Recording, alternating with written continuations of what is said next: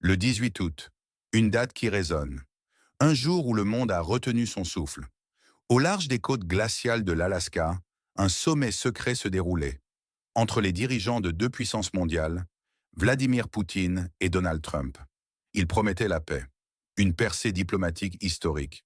Mais pour le voisin occidental de la Russie, ce fut un coup brutal, un échec cuisant, un gouffre financier de 100 milliards de dollars, presque irrécupérable. C'est l'estimation des experts. Comment en est-on arrivé là? Quel jeu se joue vraiment derrière les coulisses? Question à vous. Écrivez-nous d'où vous nous regardez, pays et ville. Ce qui s'est passé est une série d'événements convergents, lourds de sens. Les négociations en Alaska devaient être le point de départ d'une solution. Elles ont été l'épicentre d'un désastre. Les chiffres sont terrifiants. 100 milliards de dollars dilapidés dans ce qui s'est avéré être une impasse. Cette somme colossale n'est pas seulement une perte économique, elle est l'anéantissement de l'espoir de reconstruction, la ruine des efforts de relance des infrastructures vitales. Chaque dollar perdu est une vie affectée. Pendant ce temps, à Bruxelles, le président de l'ancienne République soviétique, Volodymyr Zelensky, a mis les points sur les i. Il a rejeté fermement les conditions de paix russo-américaines. Son refus? Le commerce de terre, notamment dans la région du Donbass. On ne peut pas échanger la souveraineté. C'est sa position. Le pays ne peut pas négocier sous la pression des armes, a-t-il déclaré avec force. C'était un message clair. Mais a-t-il été entendu? Sa visite clé à Washington est fixée au 18 août. Objectif: clarifier la position de la Maison-Blanche. Mais les signaux envoyés par Washington sont ambigus. Le matin du 16 août, des rumeurs, non confirmées mais glaçantes, ont circulé. De nouvelles frappes massives, des dizaines de drones, au moins un missile balistique. L'effet psychologique était évident. Une escalade calculée, un avertissement, puis l'annonce est tombée. J.D. Vance, vice-président américain, a officialisé une réduction significative de l'aide militaire aux voisins occidentaux de la Russie. Les volumes précédents de soutien ne seront plus là. C'est un coup dur, une trahison pour certains. Pourtant, le président de l'ancienne République soviétique a accepté 9 milliards de dollars de financement de Bruxelles. Cet argent, symboliquement, serait destiné à l'achat d'armements américains. Un paradoxe troublant. Sur le front, la situation est critique. Une fissure majeure a été signalée dans la défense de l'ancienne République soviétique dans le Donbass. Le désespoir monte. Question à vous. Marquez votre présence dans les commentaires. De quelle ville et de quel pays regardez-vous actuellement? Pourquoi tout cela est crucial maintenant? C'est plus qu'une simple série d'événements. C'est un tournant géopolitique. La sécurité européenne est en jeu. L'économie mondiale est affectée. La réduction de l'aide militaire américaine n'est pas qu'une simple coupure budgétaire. C'est un affaiblissement direct de la capacité du voisin occidental de la Russie à se défendre. Imaginez, chaque jour qui passe sans soutien, c'est une ligne de défense qui vacille.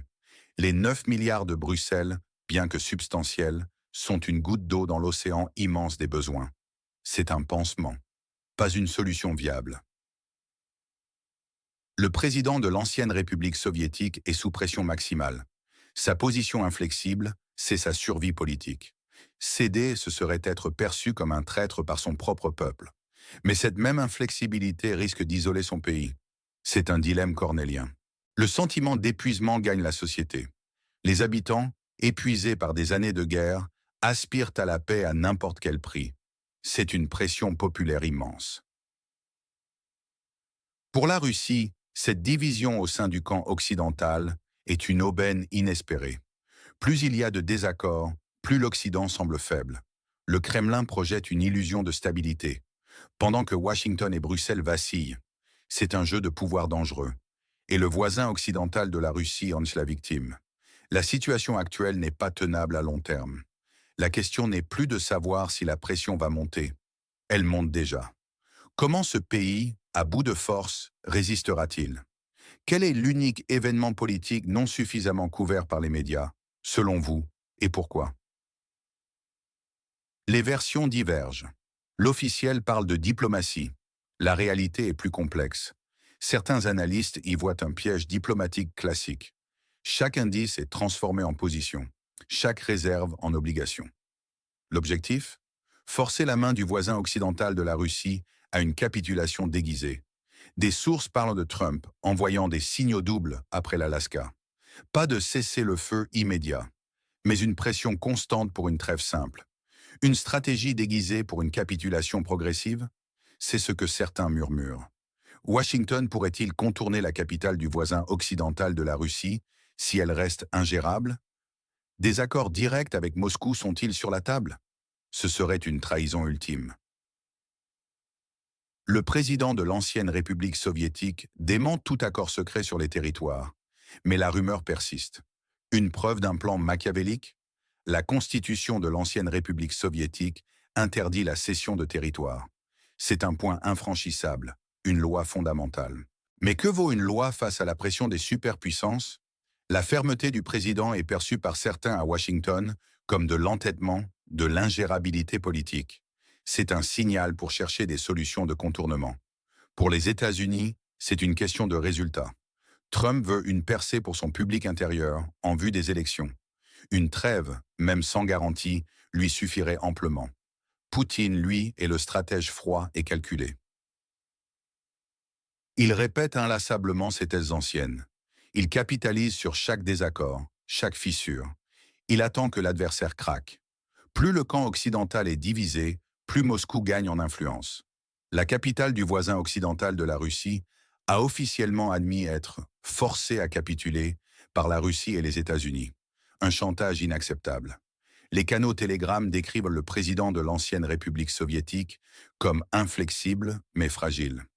Cette contradiction déchirante est au cœur du drame national. À qui faites-vous confiance concernant cette situation dans la région du conflit? Donnez le nom d'un expert ou d'un média. Historiquement, le refus de céder des terres est profondément ancré dans l'identité de l'ancienne République soviétique. C'est une question de survie nationale et de dignité. La rhétorique russe sur les causes profondes du conflit, 2022, montre une continuité glaçante et une intransigeance. Les pièges diplomatiques, eux, sont une tactique classique des grandes puissances.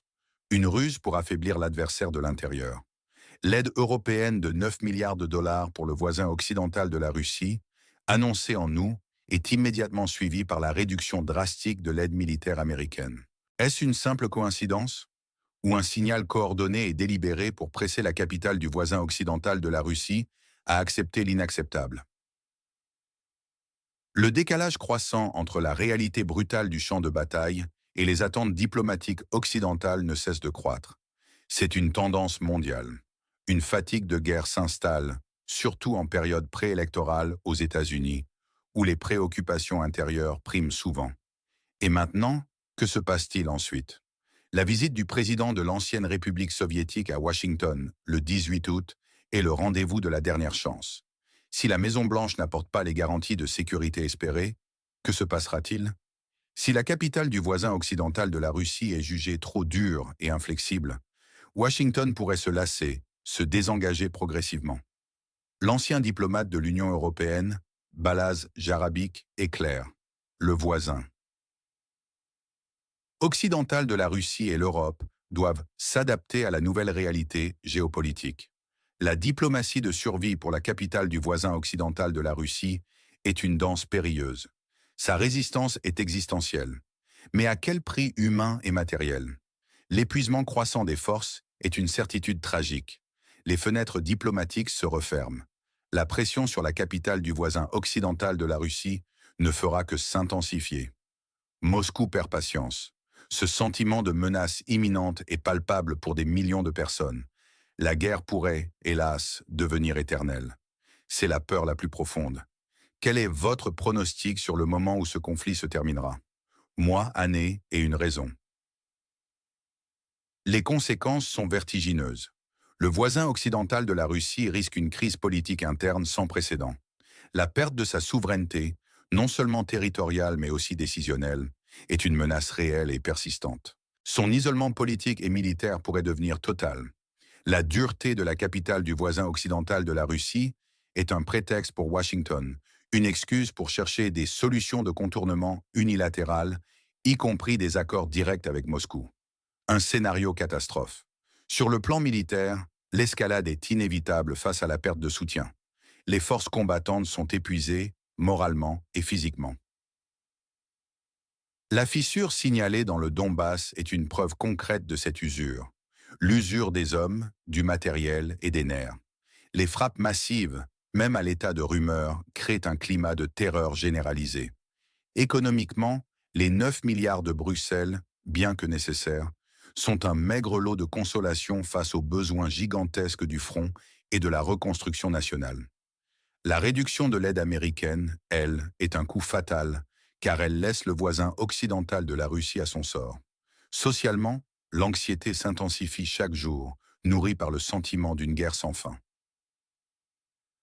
Tatiana Chamley, une résidente de la capitale du voisin occidental de la Russie, âgée de 66 ans, incarne ce désespoir profond. Ce n'est qu'ainsi que tout s'arrêtera, il n'y a pas d'autre issue. Elle parle de capitulation, c'est la voix du peuple. Le pire scénario envisagé par les experts est une capitulation lente et progressive du voisin occidental de la Russie. Céder sous la pression constante, accepter une trêve sans garantie de sécurité à long terme, consoliderait les pertes territoriales, éroderait la volonté politique des alliés et signifierait la perte irrémédiable de territoire et du droit à un avenir libre et souverain.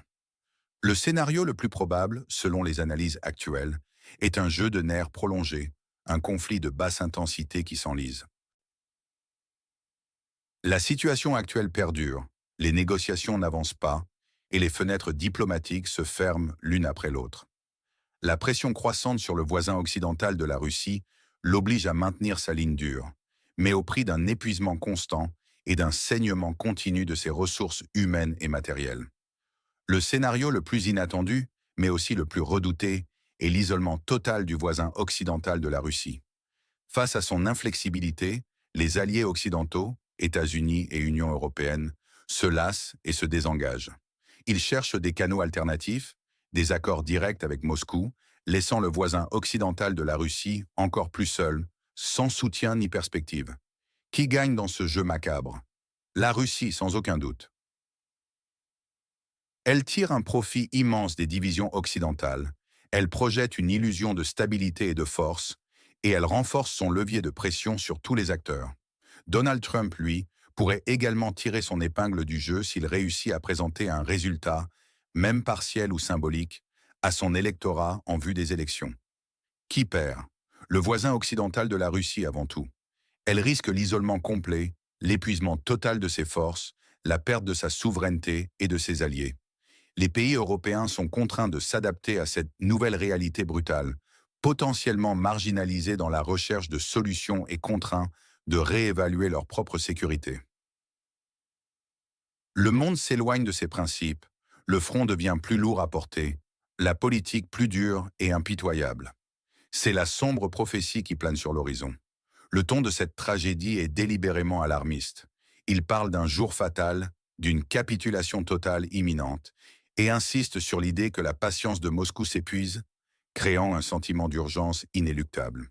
C'est un mélange glacial d'analyse des dynamiques de pouvoir et d'explosion de désespoir. Un coup brutal, une crise politique, un forcing à la capitulation humiliant. L'idée de frappe massive, même non confirmée, sème la terreur. La perspective d'une guerre éternelle est insupportable. Celle d'une capitulation forcée, inévitable. La polarisation est claire, la capitale du voisin. Occidentale de la Russie, courageuse mais isolée, contre un monde indifférent ou complice. Le peuple épuisé et résigné contre des élites politiques intransigeantes.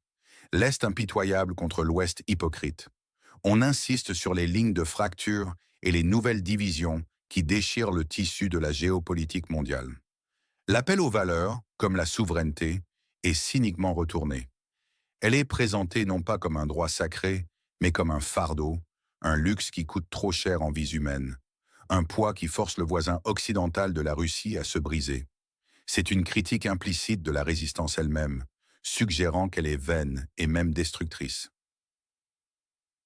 Le président de l'ancienne République soviétique est présenté comme forcé par sa survie politique personnelle. une motivation égoïste qui serait la raison de prolonger inutilement la souffrance de son peuple. L'Occident est dépeint comme hypocrite et opportuniste. Il cherche des résultats rapides pour ses propres agendas électoraux et économiques, ne pensant qu'à ses propres intérêts, et ce, au détriment direct de l'ancienne République soviétique. Le glissement de pente vers le désastre est présenté comme inexorable. Si le voisin occidental de la Russie ne cède pas, c'est l'isolement total et la destruction certaine. Si elle cède, c'est la capitulation totale et la perte de tout. Il n'y a, semble-t-il, pas de bonne issue. Le désespoir populaire est utilisé comme une arme rhétorique.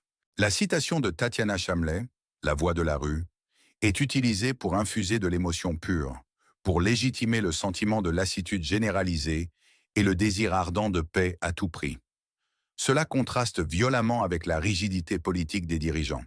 C'est une diabolisation subtile des partenaires occidentaux. Les signaux doubles de Trump, le piège diplomatique ourdi en coulisses, une duplicité évidente qui sape toute confiance. Un fatalisme écrasant s'installe, l'idée que la paix est impossible à court terme et que chaque coup sera plus douloureux, chaque concession coûtera plus cher. La capitale du voisin occidental de la Russie est la victime ultime, prise en étau entre la pression de la Russie et celle des États-Unis, abandonnée par des alliés qui réduisent froidement leur aide. Le peuple du voisin occidental de la Russie est une victime innocente de cette guerre sans fin. Poutine est le stratège froid, inflexible et maître de la situation, attendant patiemment que l'Occident craque. Trump, le joueur manipulateur qui ne pense qu'à son propre bénéfice. Et les négociateurs occidentaux, aveugles et naïfs, veulent des résultats rapides sans comprendre le véritable prix humain et géopolitique à payer. Où se situe la ligne rouge entre les intérêts du voisin occidental de la Russie et ceux de ses alliés? Une seule phrase. Cette situation vous laisse sans voix? Vous êtes indigné par ce que vous entendez? Nous comprenons. C'est complexe, brutal et souvent moralement ambigu. Mais il est vital de rester informé, de voir au-delà des gros titres et de décrypter les vrais enjeux. C'est votre droit de savoir. C'est notre mission de vous donner les clés. Si vous voulez continuer à recevoir des analyses honnêtes, sans filtre, pour rester informé des événements les plus critiques de notre monde, alors n'attendez plus. Abonnez-vous à notre chaîne dès maintenant. Activez la cloche des notifications pour ne rien manquer. Partagez cette vidéo avec ceux qui, comme vous, cherchent la vérité. Votre soutien est essentiel pour que nous puissions continuer à vous apporter la réalité des faits. Laissez un pouce bleu. Si cet éclairage vous a été utile, c'est un geste simple qui renforce notre indépendance et nous pousse à aller toujours plus loin.